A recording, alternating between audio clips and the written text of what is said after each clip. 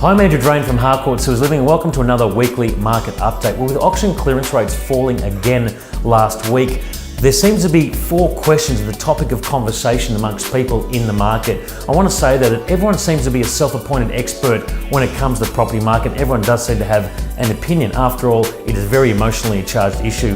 I've been in real estate for 15 years, been an auctioneer and a business owner for 10 of those years. And I can tell you now, even with my experience, I find it very difficult of predicting the market from month to month.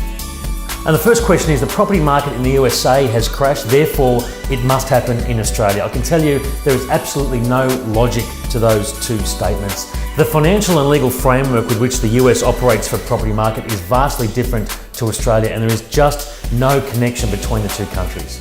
And the second statement I hear a lot of is negative gearing is the reason why property prices are so high in Sydney and in Australia. It's simply not true. The only variables of the real estate market, the property market, are supply and demand. Now, supply and demand are regulated purely by the local, state and federal governments. Local government influences supply by way of planning permits, state governments by the way of planning policy and influencing immigration. And of course, the federal government can really only influence demand by controlling who can buy property, example, non-citizens of the country. Banks can influence demand through interest rates, of course. So given the complex mix of variables in the property market, saying that negative gearing alone is the sole purpose why prices are high is simply not true. The other statement I hear a lot of is that Sydney is being outpriced for first home buyers.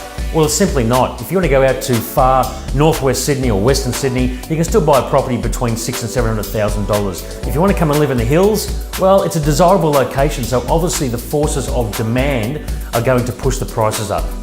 The solution for first home buyers is very simple. Put yourself in a position to maximise your income, save really hard, get rid of those unwanted expenses and buy something you can afford. As you progress then through life, build up the equity in that property and buy the next home. The last statement I hear constantly is Australia is in a property bubble. Again, I don't believe this is the case. Ask someone that lives in rural Australia where the prices have been flat for a number of years.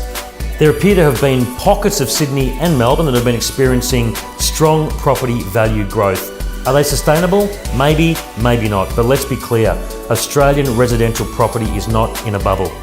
I believe this is very city-centric thinking, very insular and very short-sighted, which is why it's always difficult for government to make policy on the property market because the Australian real estate market is such a segmented one.